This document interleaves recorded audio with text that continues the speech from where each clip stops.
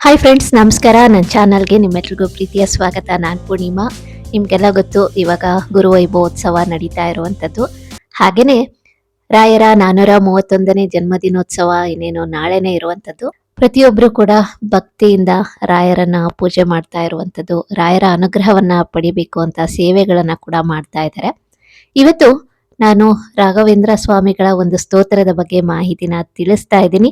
ಈ ವಿಡಿಯೋನ ನೋಡೋಕೆ ಮುಂಚೆ ಚಾನಲ್ನ ಹೊಸದಾಗಿ ನೋಡ್ತಾ ಇದ್ರೆ ಸಬ್ಸ್ಕ್ರೈಬ್ ಮಾಡ್ಕೊಳ್ಳಿ. ಹಾಗೆ ಪಕ್ಕದಲ್ಲೇ ಇರುವಂತಹ ಬೆಲೆಕೊಂದು ಮರಿದಲ್ಲೇ ಕ್ಲಿಕ್ ಮಾಡಿ. ಇದರಿಂದ ಹೊಸ ಹೊಸ ವಿಡಿಯೋಸ್ ಬಂದ್ರೆ ನಿಮಗೆ ನೋಟಿಫಿಕೇಶನ್ ಬರುತ್ತೆ. ವಿಡಿಯೋ ಇಷ್ಟ ಆದಲ್ಲಿ ಲೈಕ್ ಮಾಡಿ, ಕಮೆಂಟ್ ಮಾಡಿ, ಹೆಚ್ಚು ಜನಕ್ಕೆ ವಿಡಿಯೋನ ಶೇರ್ ಮಾಡಿ. ರಾಯರ ಅನುಗ್ರಹವನ್ನ ಪಡೆಯೋದು ಬಹಳ ಸುಲಭ. ಯಾಕೆಂದ್ರೆ ರಾಯರು ಅತ್ಯಂತ ದಯಾಳು ಅಂತಾನೆ ಹೇಳ್ಬೋದು. ಭಕ್ತರ ಪ್ರತಿ ಒಂದು ಕೋರಿಕೆಗಳನ್ನ ರಾಯರು ಈಡೇರಿಸ್ತಾರೆ. ಈಗಂತೂ ತುಂಬಾ ವಿಶೇಷವಾದ ದಿನಗಳು. ಯಾಕೆಂದ್ರೆ ಇವಾಗ ಗುರು ವೈಭವೋತ್ಸವ ಇರುವಂತದ್ದು. ಪಟ್ಟಾಭಿಷೇಕದಿಂದ ಇವಾಗ ರಾಯರ ಜನ್ಮದಿನೋತ್ಸವ ತನಕ ತುಂಬಾ ವಿಶೇಷ. ನಿಮ್ಗೆಲ್ಲ ಗೊತ್ತಿದೆ.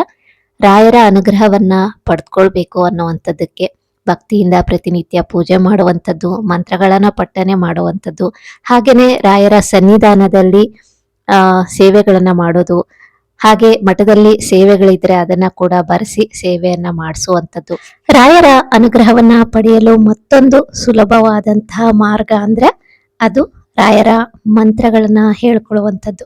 ಸಾಕಷ್ಟು ಜನ ರಾಯರ ಒಂದು ಮೂಲ ಮಂತ್ರವನ್ನ ಪಠನೆ ಮಾಡಿ ಅವರ ಇಷ್ಟಾರ್ಥಗಳನ್ನ ಸಿದ್ಧಿಸ್ಕೊಂಡಿದ್ದಾರೆ.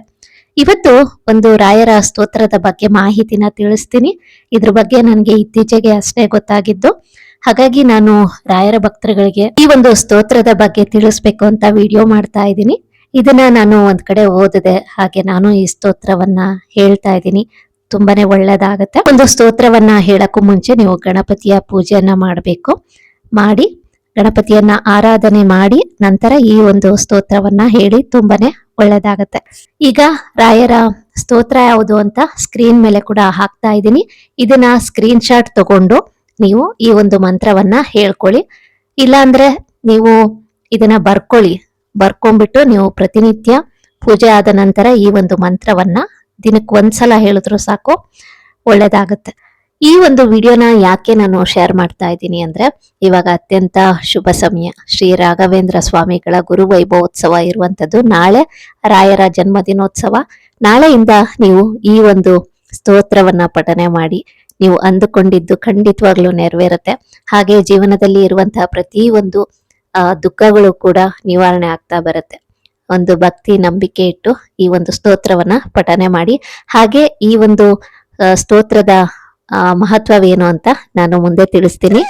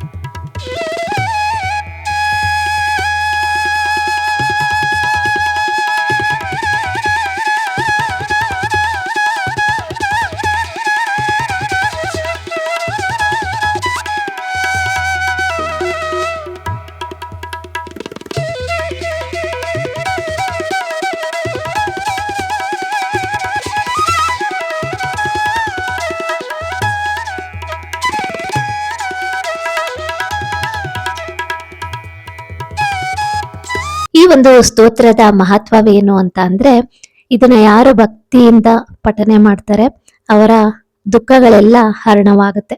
ಅಂದ್ರೆ ಇದಕ್ಕೆ ರಾಘವೇಂದ್ರ ಸ್ವಾಮಿ ದುಃಖಹರಣ ಸ್ತೋತ್ರ ಅಂತಾನೆ ಹೇಳ್ತಾರೆ. ಒಬ್ರೊಬ್ರಿಗೂ ಒಂದಲ್ಲ ಒಂದು ವಿಚಾರದಲ್ಲಿ ದುಃಖಗಳು ಖಂಡಿತವಾಗ್ಲೂ ಇರುತ್ತೆ. ದುಃಖಗಳಿಂದ ಮುಕ್ತರಾಗಬೇಕು ಅಂದ್ರೆ ರಾಘವೇಂದ್ರ ಸ್ವಾಮಿಯ ದುಃಖಹರಣ ಸ್ತೋತ್ರವನ್ನ ಪಠಿಸ್ಬೇಕಾಗತ್ತೆ. ಪ್ರತಿನಿತ್ಯ ಇದನ್ನ ಪಠಿಸ್ತಾ ಬನ್ನಿ, ನಿಜವಾಗ್ಲೂ ನೀವೇ ಚಮತ್ಕಾರವನ್ನ ನೋಡ್ತೀರಾ. ನಾವು ಯಾವ್ದಾದ್ರು ಒಂದು ಕಷ್ಟಕ್ಕೆ ಸಿಲುಕಿಕೊಂಡಿರ್ತೀವಿ, ಆ ಒಂದು ಕಷ್ಟದಿಂದ ಹೊರಬರಲು ಸಾಧ್ಯವಾಗ್ತಾ ಇರೋದಿಲ್ಲ, ತುಂಬಾನೇ ದುಃಖದಿಂದ ನಾವು ತುಂಬಾನೇ ನೊಂದು ಹೋಗಿರ್ತೀವಿ. ಅಂತ ಒಂದು ಪರಿಸ್ಥಿತಿಲಿ ಅಂದ್ರೆ ದುಃಖದಿಂದ ಹೊರಬರಲು ನಾವು ಎಷ್ಟೇ ಪ್ರಯತ್ನಿಸಿದ್ರೂ ಅದು ಸಾಧ್ಯವಾಗ್ತಾ ಇರೋದಿಲ್ಲ. ಅಂತಹ ಪರಿಸ್ಥಿತಿಲಿ ಕೂಡ ನೀವು ರಾಘವೇಂದ್ರ ಸ್ವಾಮಿಯ ದುಃಖಹರಣ ಸ್ತೋತ್ರವನ್ನ ಪಠನೆ ಮಾಡಿ. ಇದರಿಂದ ರಾಯರ ಆಶೀರ್ವಾದ ನಿಮ್ಗೆ ಸಿಕ್ಕಿ ನಿಮ್ಮ ದುಃಖಗಳೆಲ್ಲ ದೂರವಾಗುತ್ತೆ. ಪೂಜೆಯಲ್ಲಿ ನೀವು ಗಣಪತಿಗೆ ಆರಾಧನೆ ಮಾಡಿ ನಂತರ ಈ ಒಂದು ಸ್ತೋತ್ರವನ್ನ ಹೇಳ್ಬೇಕು. ಈ ರೀತಿ ಪಠಿಸೋದರಿಂದ ಮಾತ್ರ ರಾಯರು ನಿಮ್ಮ ಸ್ತೋತ್ರವನ್ನ ಸ್ವೀಕಾರ ಮಾಡ್ತಾರೆ. ಇದು ಗಮನದಲ್ಲಿ ಇರಬೇಕಾಗತ್ತೆ. ಅಂದ್ರೆ ನೀವು ಪೂಜೆ ಮಾಡಿದ ನಂತರ ಈ ಒಂದು ಸ್ತೋತ್ರವನ್ನ ಹೇಳ್ಬೇಕು. ಇವತ್ತು ರಾಘವೇಂದ್ರ ಸ್ವಾಮಿಗಳ ದುಃಖಹರಣ ಸ್ತೋತ್ರದ ಬಗ್ಗೆ ಮಾಹಿತಿನ ತಿಳಿಸಿದ್ದೀನಿ.